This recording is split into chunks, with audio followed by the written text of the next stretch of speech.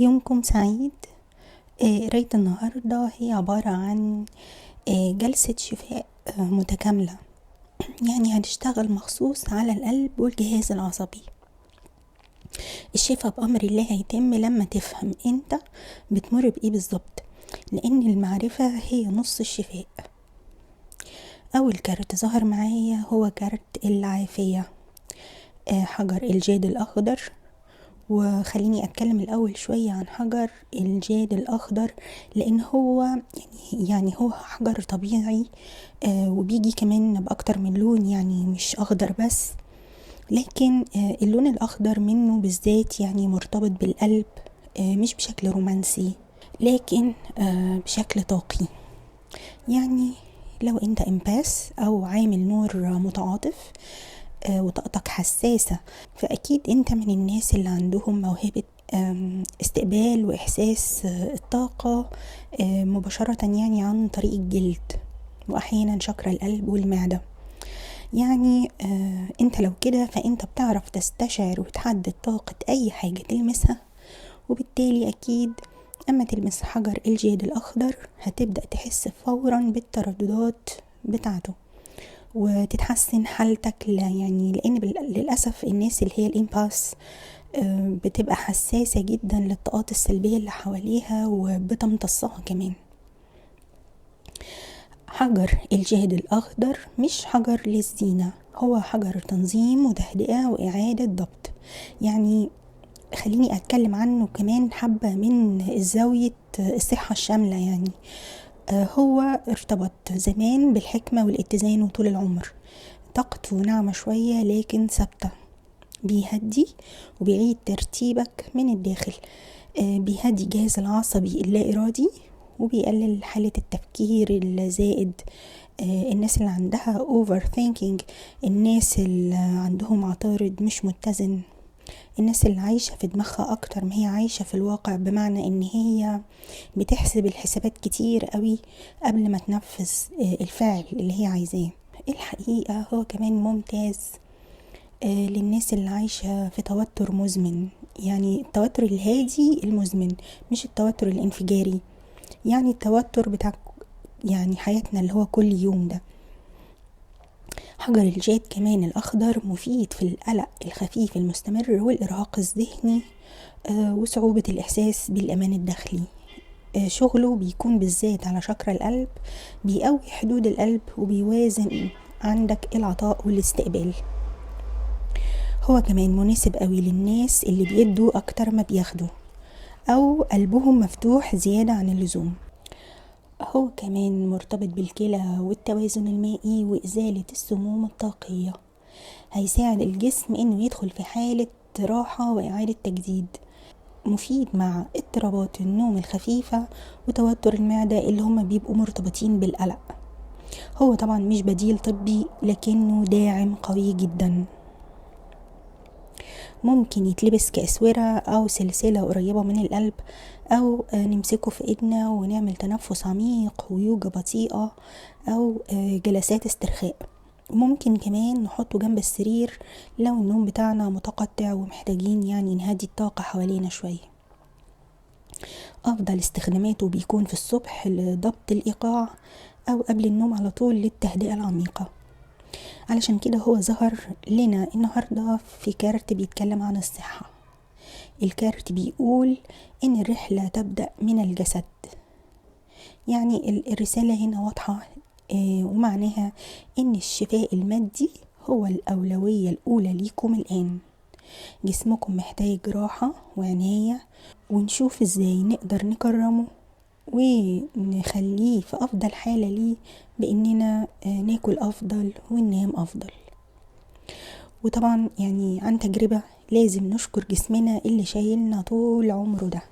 يعني احنا في نعمة كبيرة ان احنا عندنا جسم، وجسمنا هو وسيلة لاستمتاعنا بالحياة على الأرض.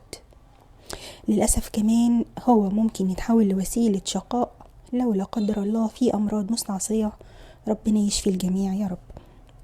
طاقة حجر الجاد أو الحجر الجاد بتقولك إن فترة التعافي قد بدأت بالفعل جواك. كل الأوجاع الغريبة اللي انت حتى بعد ما رحت للدكتور وكشفت ما لقيت لهاش سبب منطقي للحدوث، هي غالبا طاقات سلبية وذكريات متعبة اتخزنت في ذاكرة جسمك الخلوي. كل ألم قديم اتنسى، وكل كلمة وجعتك سابوا جواك أثر. دلوقتي كل ده بيتم إطلاق سراحه للتحرر منه للأبد بأمر الله. علشان كده في ناس كتير قوي بتشتكي من أوجاع غير مبررة في جسمها، تروح تكشف وبرضو مفيش فايدة، تاخد أدوية وبرضو مفيش فايدة.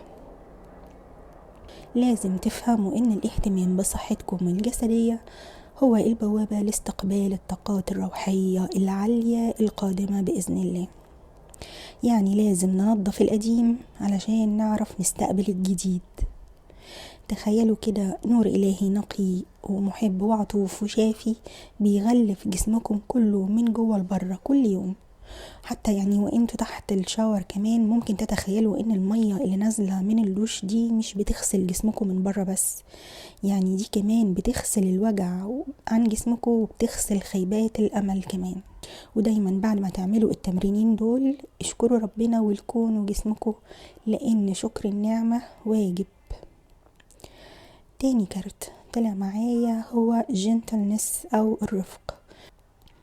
الكارت ده بيطلب منكم انكم تكونوا لطاف قوي بنفسكم جدا الفترة دي. كونوا في رفق بالغ مع جسمكم، ابعدوا عن القسوة كمان في جلد الذات، يعني مش الجسم بس لا كمان المشاعر.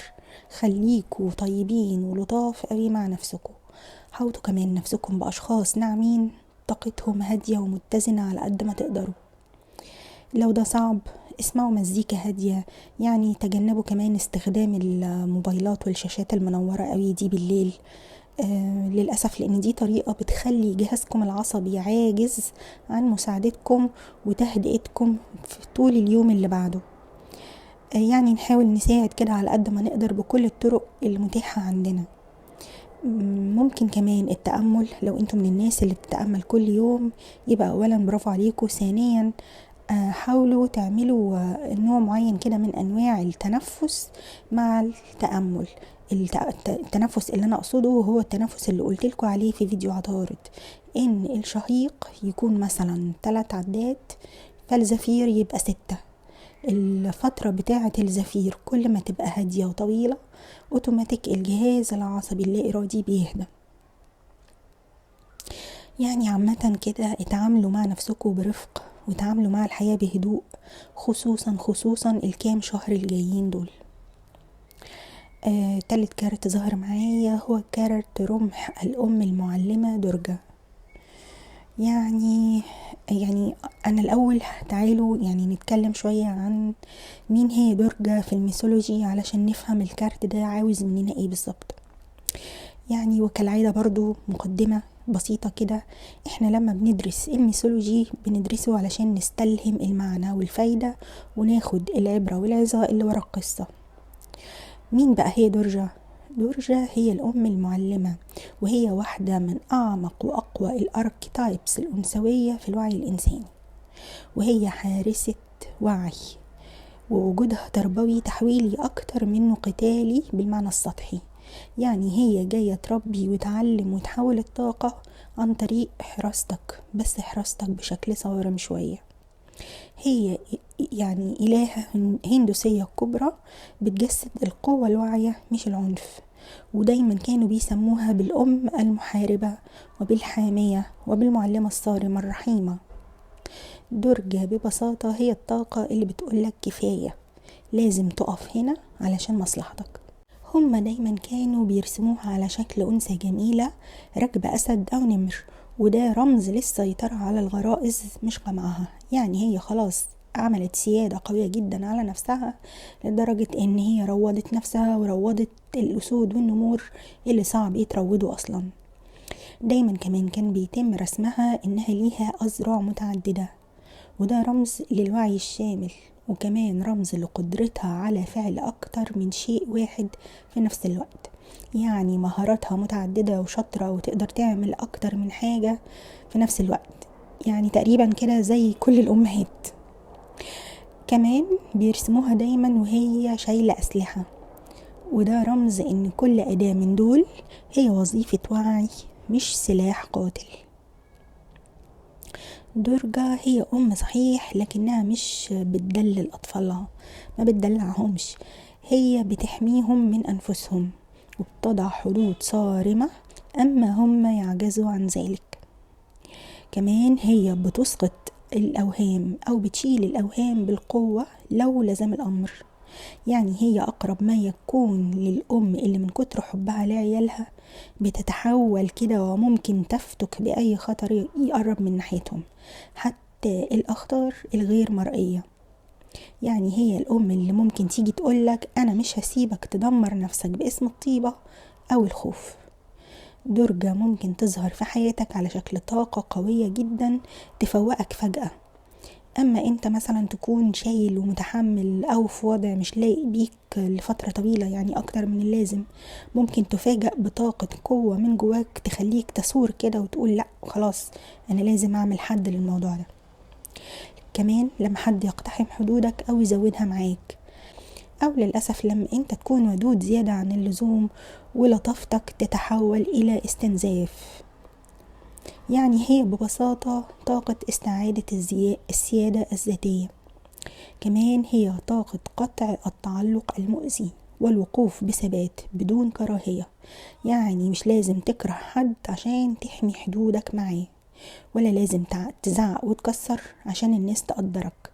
هي جاية بتقولك الصرامة المبنية على ثبات وقوة داخلية هادية بيكون ليها نفس التأثير القوي اللي انت محتاجه علشان ترسم حدودك الشخصية. هي جاية في الكارت ده علشان تعلم الجسد انه يقول لا، وتعلم القلب انه يختار نفسه اولا، وتعلم الروح ان القوة مش أسوأ.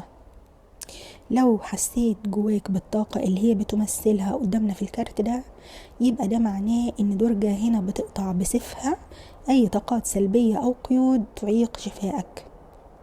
الكارت ده يمثل الحدود اللي انت لازم تحطها في حياتك علشان استحقاقك يزيد. بعد كده سحبت كارت وطلع كارت الوحي او الكشف.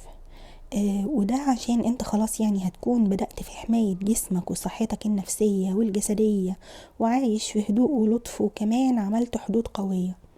بعد ما تعمل الحاجات دي لازم يحصل بعدها كشف للحقائق، يعني الحقيقة هتبدأ في الظهور في حياتك.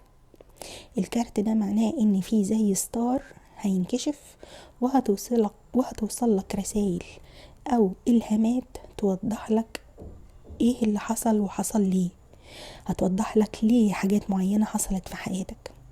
الناس اللي مرت بالمرحلة دي فهميني كويس، مرحلة الكشف دي مرحلة بتكون احيانا مؤلمة واحيانا مزعزعة واحيانا بتكون مفرحة.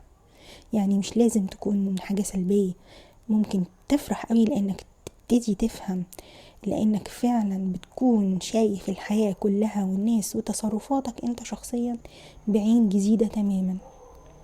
لان بعد التنظيف اللي انت عملته طول الفترة اللي فاتت دي، يعني اكيد بيحصل نوع من انواع الكشف، لان خلاص بقى الكذب والاكاذيب والمشاعر السلبية والطاقات السلبية انت تخلصت منها. انت بتكون زي واحد كده بيستلم شقة جديدة على المفتاح، فكل حاجة نظيفة وكل حاجة واضحة وكل حاجة جميلة وكل حاجة جديدة. لازم يحصل الكشف بعد التنظيف. انت هيتم بإذن الله رعايتك وتوجيهك، والكارت ده مش صدفة انه يطلع في التوقيت ده، لان الفترة اللي فاتت في ناس كتير حرقت كارما كتيرة جدا، تخلصت من الكارما بمعنى أصح، عالجت مشاكلها وقدرت تقف على رجلها تاني من أول وجديد.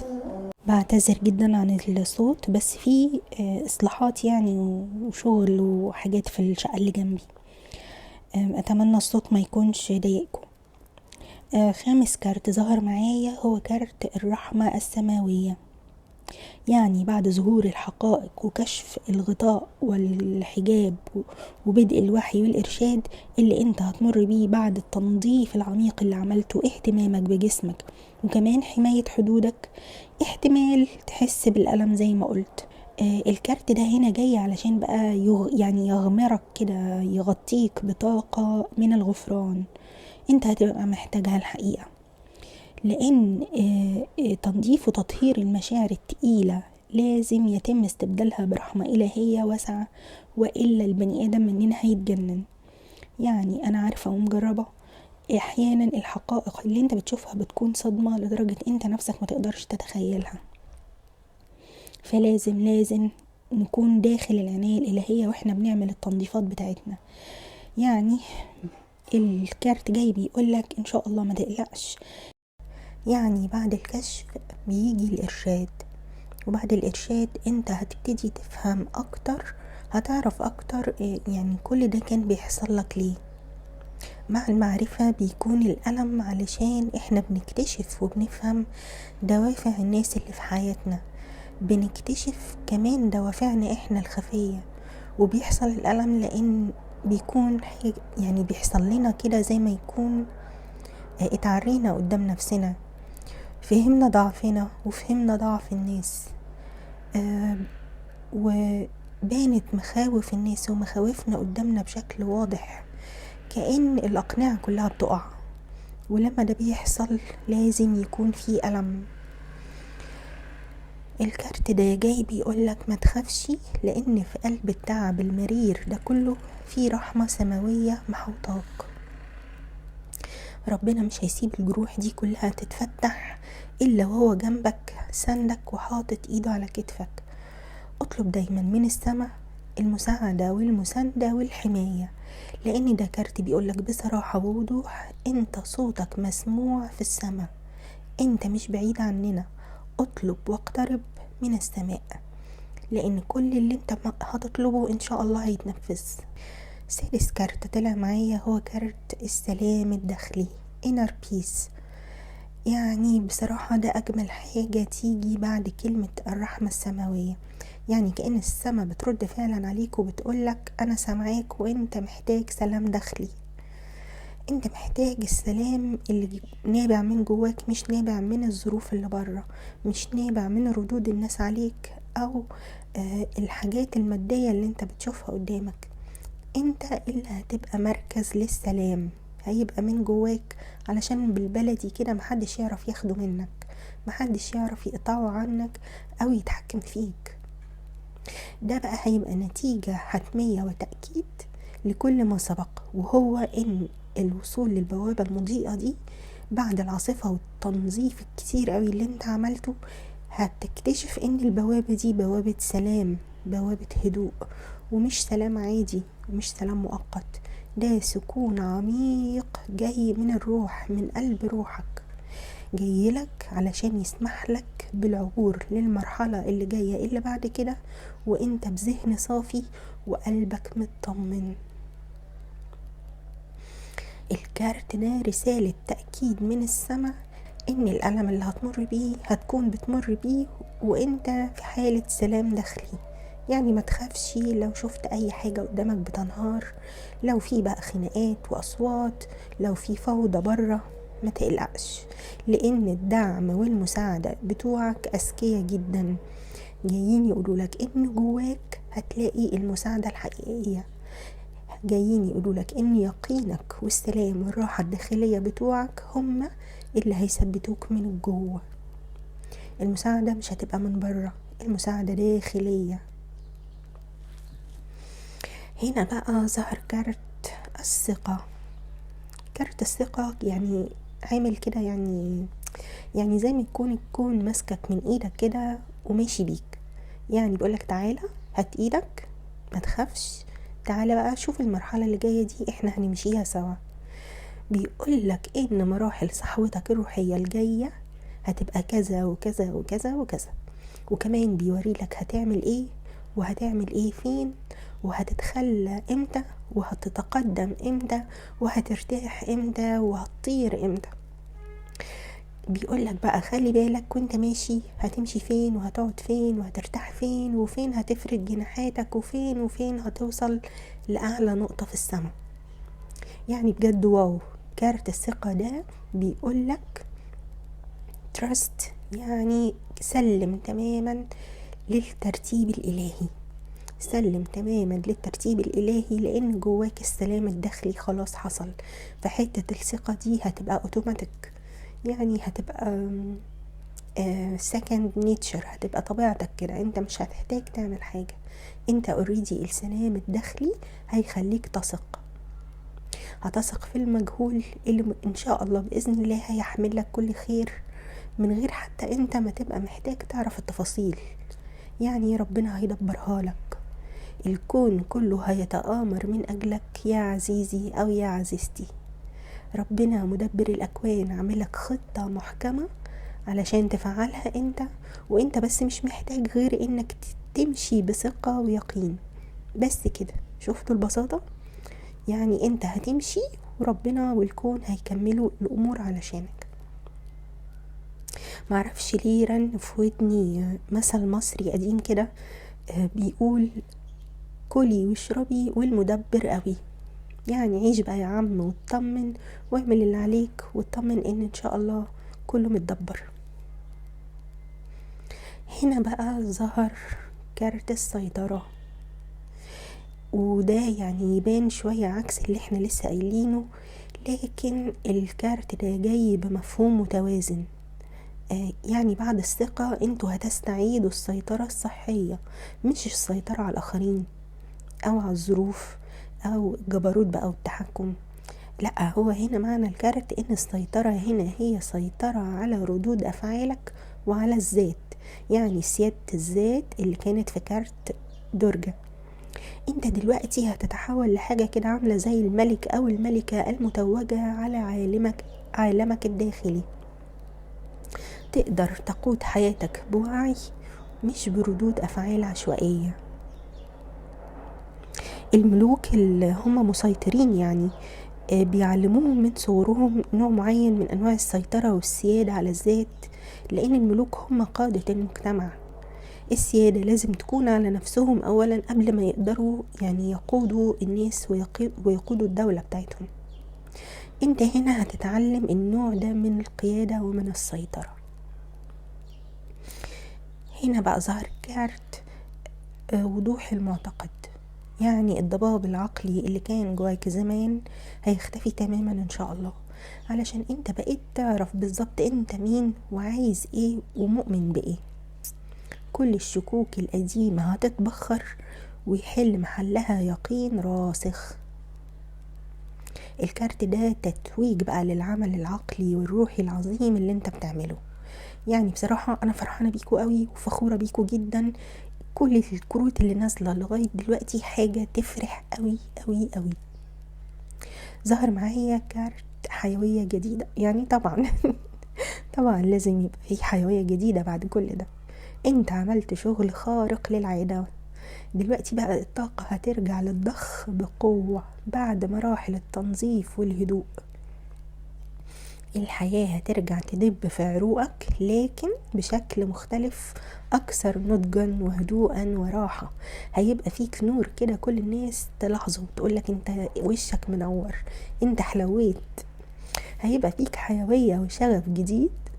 هيبقى فيه طاقة كده، طاقة للحياة متجددة. يعني الكونداليني واللايف فورس اللي جواك هتبدأوا في الصعود، يعني طاقة الحياة هتبتدي تظهر جواك، وده في حد ذاته هتخليك عايش في سعادة وصحة وانسجام ما بعد انسجام.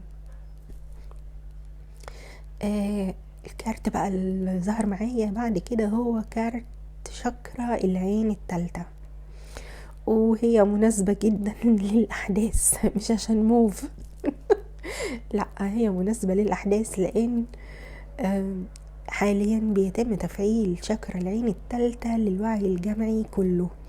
الناس اللي نظفت وعملت تنظيفاتها الداخلية كويس هتبتدي تشوف النور الحقيقي. الناس اللي لسه للأسف في الطريق أو ما بدأوش أصلا هيواجهوا أعنف أيام حياتهم للأسف. شكرا العين التالتة بقى هي ذروة القراءة بتاعتنا النهاردة. يعني بتقولك كده ببساطة: يا معلم، طاقتك وصلت لشكر العين التالتة، حدسك هيكون في أقوى حالاته وبصيرتك مفتوحة لرؤية ما وراء المادة كمان. الشاكرا دي يعني الحقيقة هي مسؤولية. يعني هي حاجة حلوة وتفرح ان انت تبقى عندك حدس ومتصل بمرشدينك وعارف الكون بيقول ايه ومتصل بربنا وتحبه، بس برضو هي مسؤولية، لان هي يعني هتخليك تشوف حاجات كتير. لازم تكون قد المسؤولية، وانا اعتقد ان شاء الله ان انت هتكون كده، لان انت اوريدي عملت تنظيفات لمعتقداتك السلبية ومخاوفك، وبالتالي اما عينك التالتة هتتفتح انت مش هتشوف غير جانب النور. خلاص مفيش بقى الشياطين والحاجات الوحشة والحاجات اللي بيخوفونا بيها دي، لانها مش انت مش على التردد بتاعها اصلا، ولا هم يقدروا يطلعوا لك للتردد بتاعك. انت مش هتشوف الامور بعينك بس، انت هتشوف الامور بروحك. هتشوف الامور بروحك، والروح الطاهرة ما بتشوفش غير الطهر والنقاء. هنا بقى في تحذير ايجابي، انكم لازم من هنا ورايح تتبعوا احساسكم الداخلي، لانه هيكون دقيق جدا. يعني انت الدليل بتاعك ان عينك التالتة اتفتحت وحدسك اشتغل، انك مش هتكون مشتت تاني خالص، مش هتكون تعيس تاني خالص، مش هتكون كاره الحياة والبشر او خايف تعيش. اخر كارت في القراية الجميلة دي، وهو بصراحة ختامها مسك، يعني هو ختام الرحلة وهو كمان بداية الرحلة، وهقول لكم ليه. الكارت اسمه Healing Begins او الشفاء يبدأ. يعني هو ختام رحلة وبداية رحلة اكبر. الكارت ده فيه واحدة ست بتفتح الستارة كده علشان تخلي النور يخش. يعني انت خلاص حضرت نفسك، لبست هدومك وظبطت الدنيا وحطيت كل الميك اب بقى او كل التحضيرات اللي انت بتعملها، هيئتك بقت زي الفل وجسمك بقى جميل وصحتك بقت حلوة وحدسك شغال. خلاص بقى هتفتح الستارة وتبدأ اول مرحلة. انت جاهز للخروج للعالم بنسختك الجديدة المتشافية بأمر الله. النور اللي هيجي في وشك وفي حياتك وصحتك اللي هتتحسن والحيوية الجديدة والحاجات دي كلها هتبقى واضحة ومتجلية وملموسة في عالمك بالفعل. يعني الشفاء اللي كان رحلة داخلية هيبدأ يبقى رحلة خارجية. بدل ما كان بس من جوه، انت هتبتدي تشوف المردود بتاعه بقى من بره. الحجاب اترفع والروح فرحانة والجسم في أفضل حالاته، وحدودك واضحة وقوية وشجاعتك جاية من اتصالك بالسماء. الكون كله بقى مرشد ليك. الله عليك يا حبيب والدك، أنا فرحانة بيكم. الخلاصة الروحانية للقراية دي هي إنك مريت برحلة إعادة ولادة كاملة. الكام سنة دول انت اشتغلت فيهم على نفسك يعني بطريقة محاربين. انت فعلا يعني كنت محارب وكنت بتعمل كل اللي تقدر عليه. دلوقتي وقت حصاد الثمار. انت بدأت بضرورة العناية بجسمك ورفق بروحك، وحصلت على حماية إلهية لتنظيف الماضي. دلوقتي انت بقى هتبقى في مرحلة استعادة السيطرة الواعية وفتح البصيرة الروحية. الكارت بيقولك الستارة اتفتحت وعينك التالتة شافت. الشفا بقى خلاص بين ايديك، وواقع انت عايشه مش مجرد امنية. ربنا يحميكوا. شكرا ليكوا. لو لمستكوا القراية شيروها وفرحوني في التعليقات، قولولي انتوا في انهي مرحلة من المراحل دي، وسلام عليكم.